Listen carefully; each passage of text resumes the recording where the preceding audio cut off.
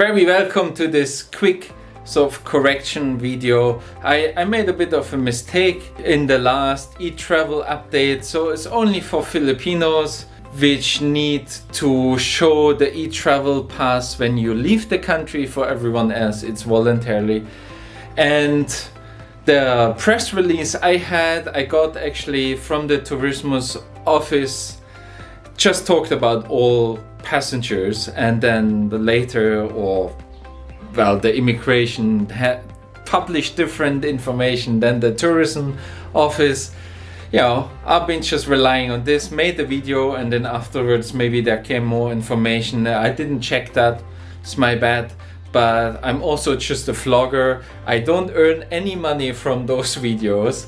They are totally, well, just, making them to, show you how to travel here best.